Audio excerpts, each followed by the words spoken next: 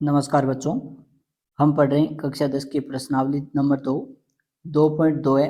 उसका पहला प्रश्न हमने हल कर लिया है, जिसके अंदर हमें शून्य ज्ञात करने थे तथा शून्य और गुणांकों के बीच में जो संबंध है उसको सत्यापित करना था। 2 नंबर प्रश्न इसके अंदर हमें दे रखा है, एक द्विघात बहुपद ज्ञात कीजिए। एक द्विघात बहुपद ज्ञात करना है जिसके शून्यकों के योग तथा गुणनफल क्रम से दी गई संख्याएं हैं। हमें शून्यकों के योग और गुणनफल दे रखे हैं और इनसे हम द्विघात बहुपद का निर्माण करेंगे।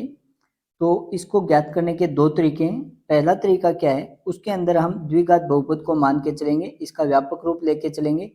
व्यापक रूप होता है a x square plus b x plus c. अब यहाँ पे ए बी और सी हमारे लिए अज्ञात हैं, इनका हम मान ज्ञात करेंगे और उसे बहुपद के अंदर रख देंगे तो हमें द्विघात बहुपद प्राप्त हो जाएगा। इसके लिए हमें करना क्या होगा कि हमें शून्यकों का योग और गुणनफल दे रखा है और यहाँ पे जो ए बी और सी है ये हमें गुणांक दे रखे हैं। तो शून्यकों के योग और गुणनफल में तथा बहुपद के गुणांकों के बीच में जो संबंध होता है उस संबंध को यहाँ पे हम लेके चलेंगे। तो सबसे पहले तो हम लिखेंगे नंबर 1, मानना द्विघात बहुपद है और द्विघात बहुपद को लिखा जाता है पी एक्स से। पी एक्स बराबर a x square plus b x plus c. अब यहाँ पे हमें दे क्या रखा है वो देखते हैं, शून्यकों का योग और गुणनफल। द्विघात बहुपद है, यहाँ पे चर राशि की अधिकतम घात 2 है तो इसके 2 शून्यक होंगे। हम ये मान लेते हैं कि माना पी एक्स के 2 शून्यक, क्योंकि हमें योग और गुणा दिया है शून्यकों का, ना कि शून्यक दिए हैं, तो 2 शून्यक मान लेते हैं। अल्फा व बीटा है। अब उसके बाद में हम देखते हैं कि हमें दिया क्या है। तो हमें दे रखा है एक तो शून्यकों का योग, तो जो पहले संख्या लिखी है वो तो शून्यकों का योग है और जो बाद में संख्या लिखी है वो शून्यकों का गुणनफल है। तो शून्यकों का योग बराबर हमें दे रखा है 1/4। अब यहाँ पे हमें करना क्या होगा कि हमें संख्याएं वो भिन्न के रूप में दे रखी हैं। भिन्न के रूप में दे रखी हैं, तो अगर हम शून्यकों के योग और गुणनफल में संबंध देखें तो अल्फा प्लस बीटा बराबर होता है माइनस बी बट्टा ए के और अल्फा गुणा बीटा बराबर होता है सी बटा ए के। तो दोनों के ही अंदर भाग के रूप में ए आ रहा है, यानी कि भाग के रूप में जो संख्या आएगी वो समान आएगी। इसका मतलब योग और गुणनफल में जो हमें संख्याएं दे रखी है उनमें हर के रूप में जो संख्या होगी वो समान करनी होगी हमें। तो यहाँ पे शून्यकों का योग है वो दे रखा है 1/4। शून्यकों के योग अल्फा और बीटा को जोड़ देंगे, बराबर में 1/4, नाम दे देंगे समीकरण नंबर 1। तथा एक हमें दे रखा है शून्यकों का गुणनफल।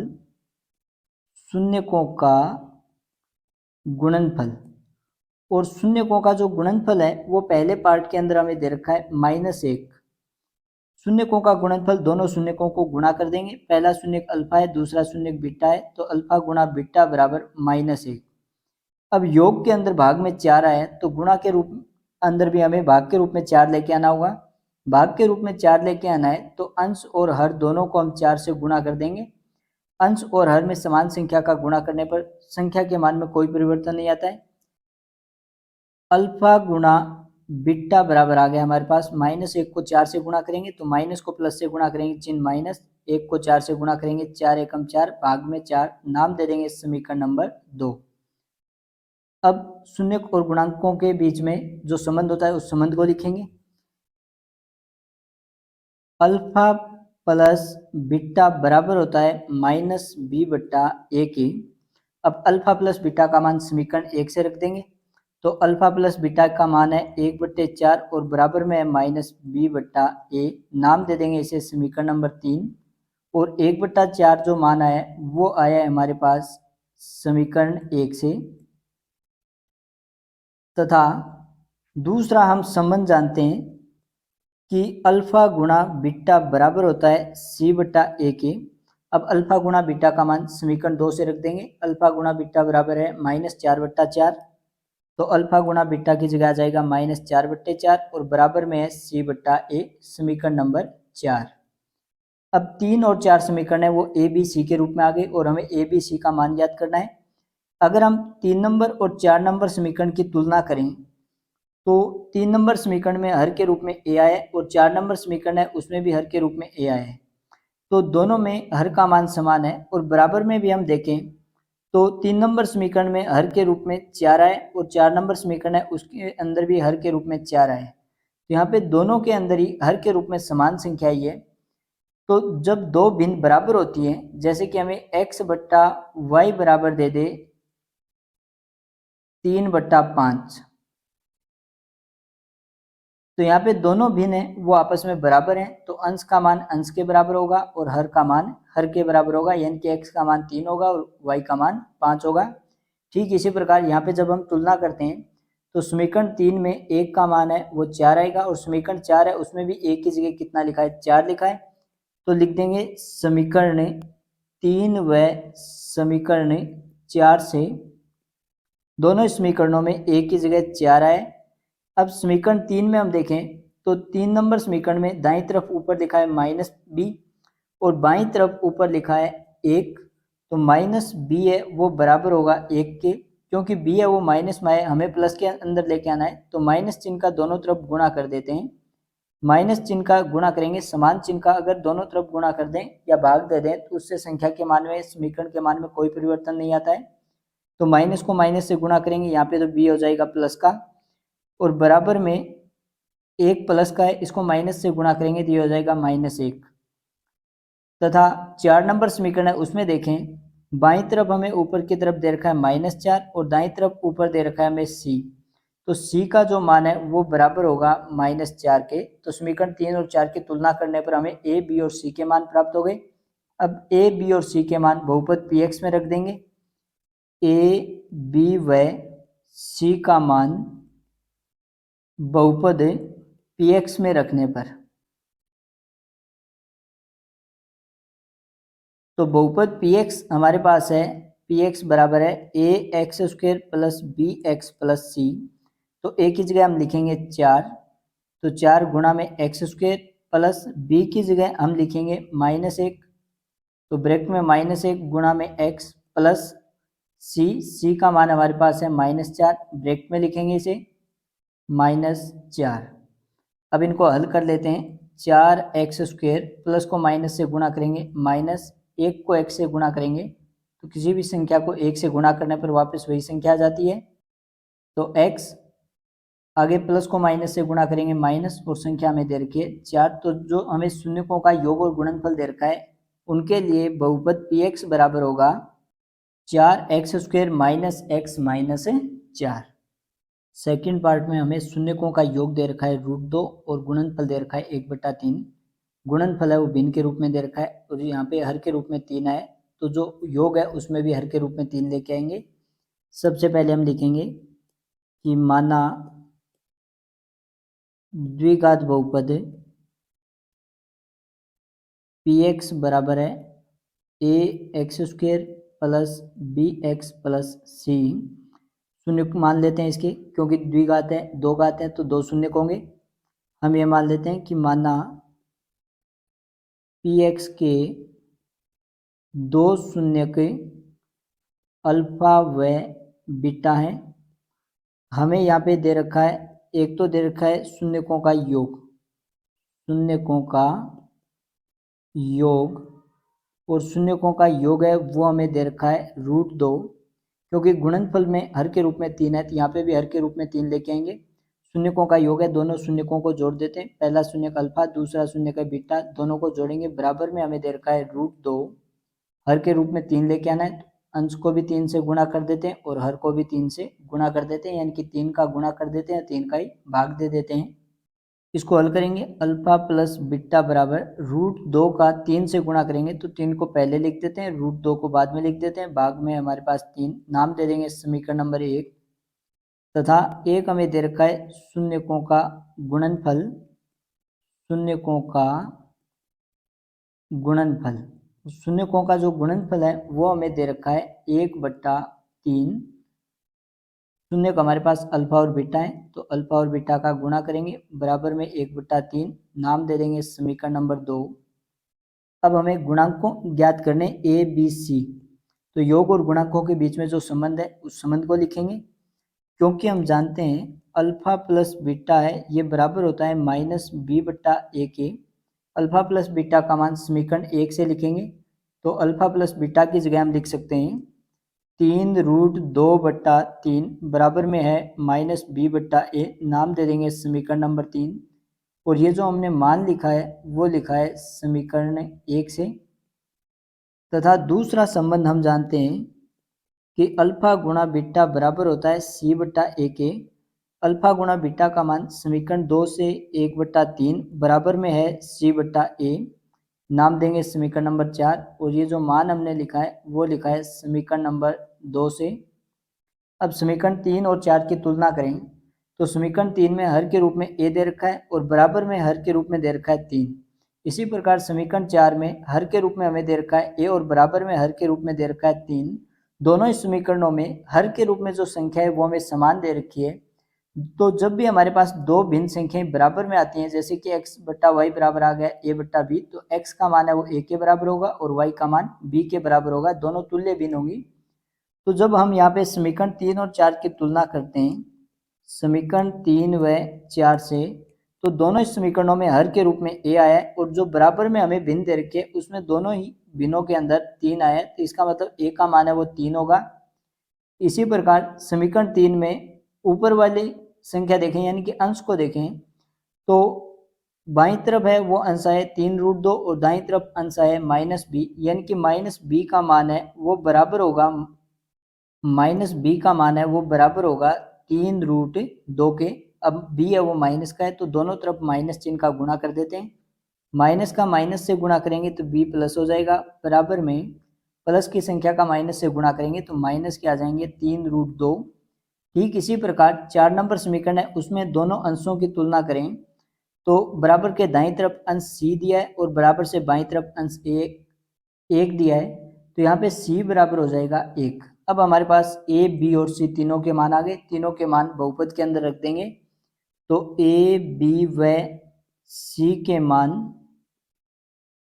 बहुपद px में रखने पर बहुपद px में रखने पर तो बहुपद px के अंदर जहाँ पे भी हमें a, b और c दिखाई देंगे वहाँ पे इसके मान लिख देंगे। तो व्यापक रूप है इसका ax² plus bx plus c। तो px बराबर हो जाएगा a की जगह हमें लिखना है 3 गुणा में x² प्लस bx, तो b की जगह हम लिखेंगे -3√2 गुणा में x, फिर प्लस में हमारे पास है c और c का मान है 1। अब इसको हल कर लेते हैं। 3x² प्लस को माइनस से गुणा करेंगे -3√2 गुणा में x प्लस 1, ये हमारे लिए बहुपद प्राप्त होगा जिसके शून्यकों का योग और गुणनफल √2 और 1/3 है। आगे 3 नंबर, यहाँ पे हमें शून्यकों का योग 0 दे रखा है और गुणनफल है वो √5 दे रखा है। दोनों ही संख्याएं वो पूर्णांक संख्याएं भिन्न के रूप में नहीं दे रखी हैं, तो इनको हम सीधा सूत्र के द्वारा करेंगे। किस प्रकार से देखिए 3 नंबर, सबसे पहले हम देखते हैं कि हमें दिया क्या गया है। तो हमें दिया है एक तो हमें दे रखा है शून्यकों का योग और शून्यकों का जो योग है वो हमें दे रखा है 0 तथा एक हमें दे रखा है शून्यकों का गुणनफल और शून्यकों का जो गुणनफल है वो हमें दे रखा है √5।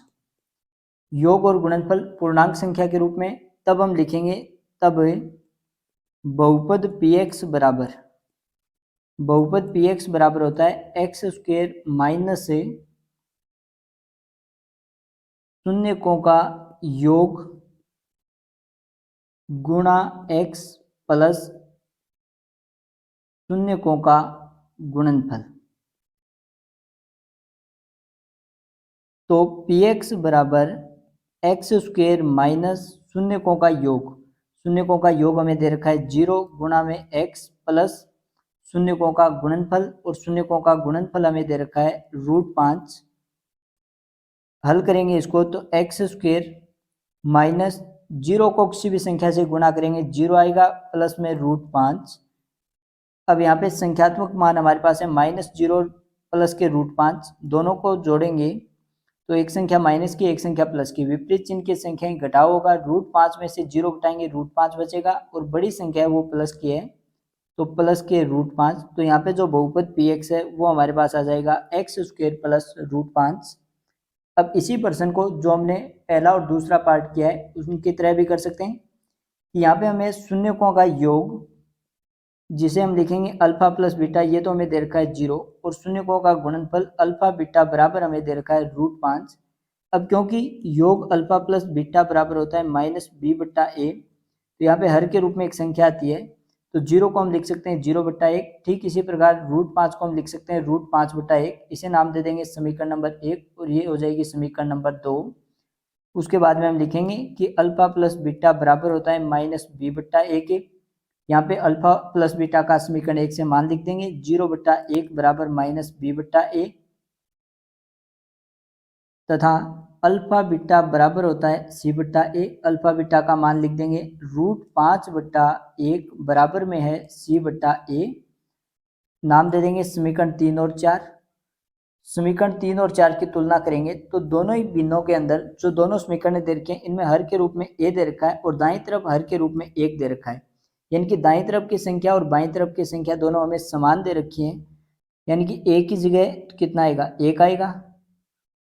उसके बाद में 3 नंबर समीकरण है उसमें अंश की तुलना करते हैं, तो दाईं तरफ हमें अंश दे रखा है माइनस बी और बाईं तरफ अंश दे रखा है 0। दोनों तरफ माइनस चिन्ह का गुणा कर देते हैं, माइनस को माइनस से गुणा करेंगे प्लस, और 0 है वो ना तो धनात्मक होता है ना ही ऋणात्मक, तो ये 0 ही रहेगा।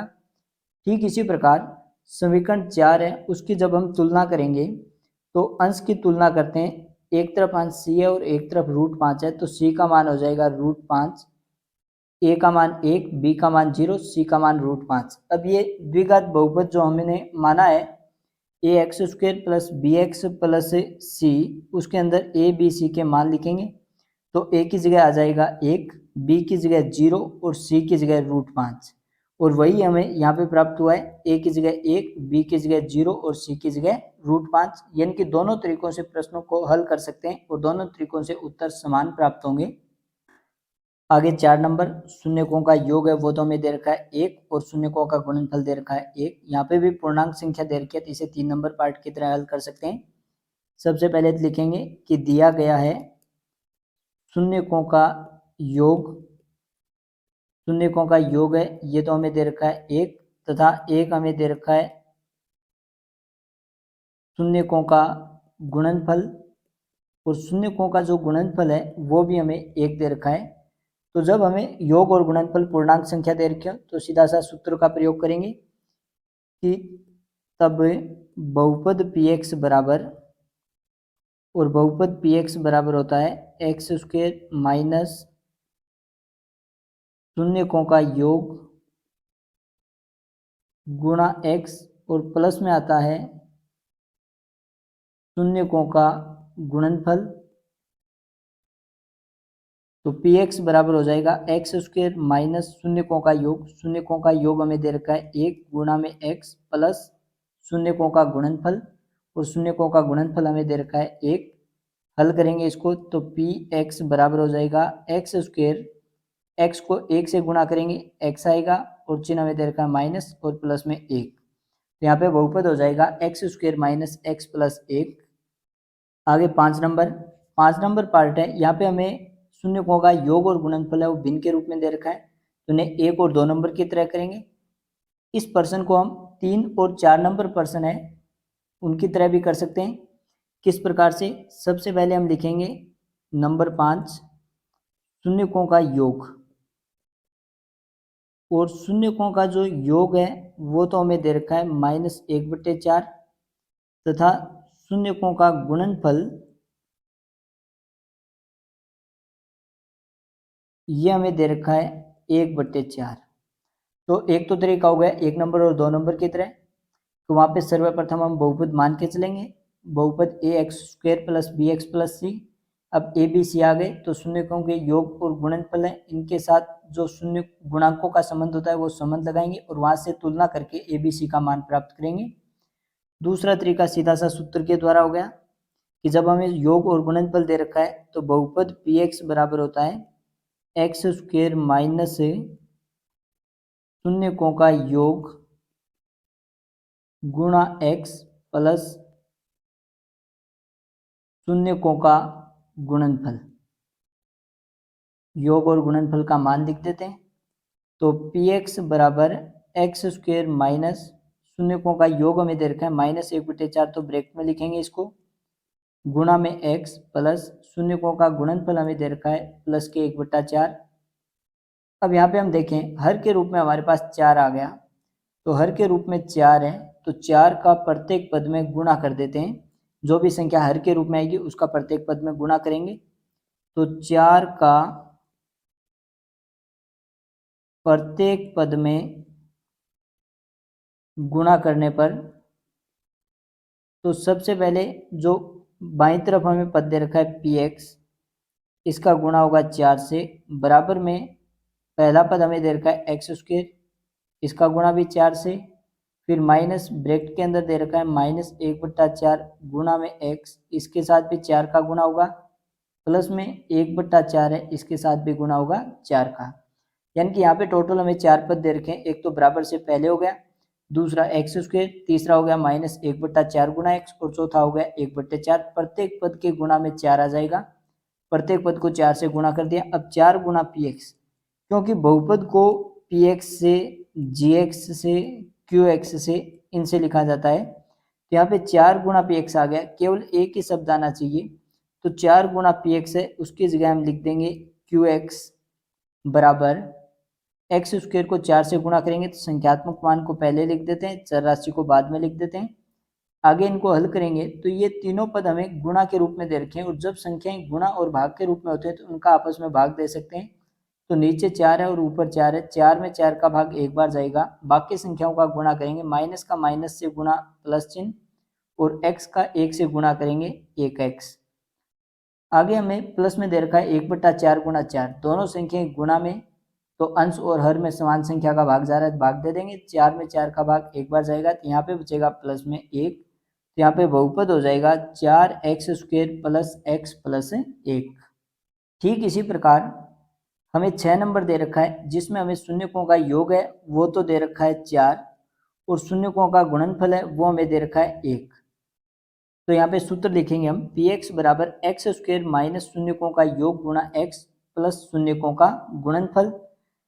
तो px बराबर हो जाएगा x² माइनस शून्यकों का योग, हमें दे रखा है 4 गुणा में x प्लस शून्यकों का गुणनफल, इनका जो गुणनफल है वो हमें दे रखा है 1।